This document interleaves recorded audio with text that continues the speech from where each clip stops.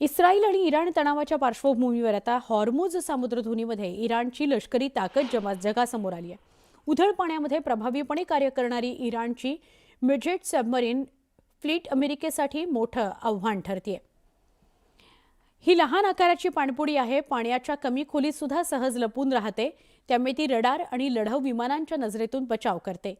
यामुळेच या पाणबुड्यांना silent killer म्हटलं जात आहे.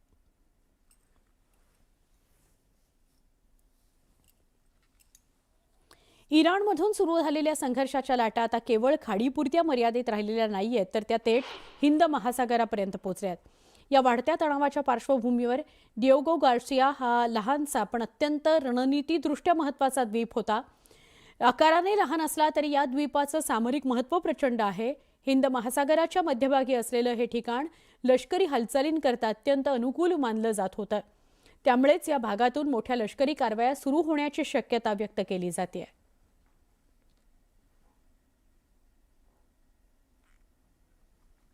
इराण आणि इस्रायलमधील वाढत्या संघर्षात आता हवाई कारवायांवरूनही वाद झाला. कारण इराणने दावा केलाय की त्यांच्या एअर डिफेन्स सिस्टमनं इस्रायलच्या तिसऱ्या F-16 लढाऊ विमानाला लक्ष्य केलं आणि पाडलं. पण इस्रायली सैन्यानं हा दावा फेटाळलाय. विमानावर हल्ला करण्याचा प्रयत्न झाला, पण त्याला कोणतंही नुकसान झालं नाही, असं इस्रायलचं म्हणणं आहे.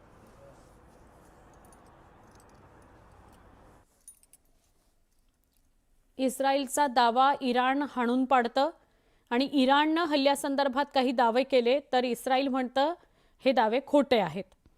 पण प्रत्येक देश या युद्धामध्ये, म्हणजे अमेरिका असेल, इस्रायल असेल किंवा इराण असेल, हल्ले करताना त्याच्याविषयीचे व्हिडिओ जाणीवपूर्वक आपल्याकडे ठेवतं. तो एक रणनीतीचा सुद्धा भाग असतो. आणि अर्थात आपल्याला इतर देशांपुढे ही गोष्ट स्पष्ट करावी लागली की आपण किती हानी आणि कशा स्वरूपाचं युद्ध केलेलं आहे, तर त्याचे पुरावे म्हणून प्रत्येक देश आपल्याकडे हे व्हिडिओ ठेवत आहे. अमेरिकेचे राष्ट्राध्यक्ष डोनाल्ड ट्रम्प यांनी सुरू असलेल्या संघर्षाबाबत मोठा दावा केला. युद्ध लवकरच संपुष्टात येऊ शकतं असं त्यांचं म्हणणं आहे. त्यांच्या वक्तव्यानंतर आंतरराष्ट्रीय स्तरावर विविध चर्चा सुरू झाल्यात. अमेरिका आपल्या लष्करी उद्दिष्टांच्या अत्यंत जवळ पोहोचल्याचं ट्रम्प यांचं म्हणणं आहे. इराणची क्षेपणास्त्र क्षमता आणि लष्करी संरचनेला मोठा फटका बसल्याचा दावा त्यांनी केलेला आहे. दुसऱ्या बाजूला इस्रायलचा इराण विरोधी पवित्रा अधिकच आक्रमक होताना दिसतोय.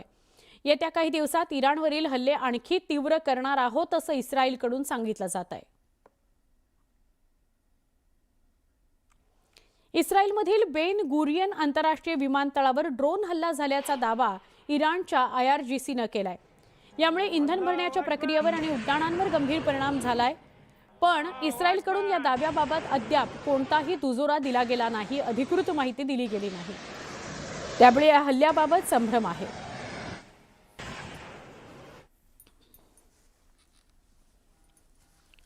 इराणनं युद्धाच्या पार्श्वभूमीवर नवे व्हिडिओ आणि काही छायाचित्र समोर आणली आहेत. इराणच्या म्हणण्यानुसार त्यांनी मिसाईल आणि ड्रोन हल्ल्यांची 72वी खेप यशस्वीपणे प्रक्षेपित केली. डोंगरांच्या आतून मिसाईल प्रक्षेपित होताना दिसत होता, ते थेट लक्ष्याच्या दिशेनं झेपावताना दिसतोय. या दृश्यांमुळे इराणची लष्करी क्षमता आणि तांत्रिक तयारी अधोरेखित करण्याचा प्रयत्न असल्याचं मानलं जात आहे.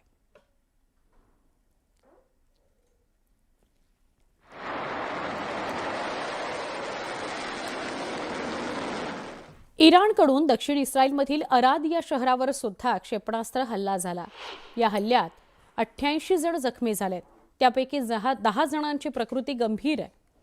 हल्ल्याची तीव्रता लक्षात घेता शहरात तात्काळ आणीबाणी जाहीर करण्यात आली. या घटनेमुळे परिसरात भीतीचं वातावरण आहे. अराद या शहरातली ही दृश्य आहेत. डिमोन आणि अराद या 2 शहरांवर हल्ला झालेला आहे. या अराद शहरामध्ये किती नुकसान झालंय त्याची दृश्य आपण बघता आहात. हाय अलर्ट देण्यात आलेला आहे. आणीबाणी जाहीर करण्यात आलेली आहे. 88 जण जखमी झाले आहेत. 10 जण अतिगंभीर आहेत.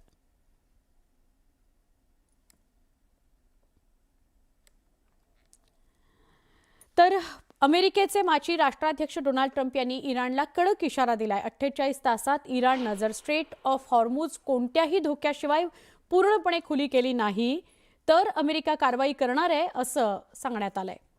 सर्वात मोठ्या प्रकल्पावरून या कारवाईची सुरुवात करण्याचे संकेत त्यांनी दिलेत.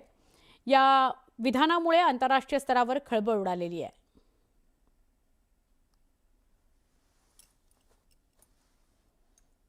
इस्रायलवर इराणकडून बॅलिस्टिक क्षेपणास्त्रानं हल्ला करण्यात आला। हे क्षेपणास्त्र थेट एका निवासी भागात कोसळलं। हल्ल्याचा सीसीटीव्ही समोर आलाय। या घटनेमुळे परिसरात दहशत पसरलेली आहे। हल्ल्याचा परिणाम बघा, एक महिला आपल्या हॉलमध्ये बसलेली होती, तिला प्रचंड आवाज आला, तिच्या घराच्या काचा फुटल्या आणि मग ती तिच्या बेडरूमच्या दिशेने वळली। दरम्यान हल्ल्यानंतर जे काही नुकसान झालंय त्याची दृश्य आपण बघतोय। थोडक्यात ती बचावलेली आहे महिला। रहिवासी भागामध्ये हा हल्ला झाला।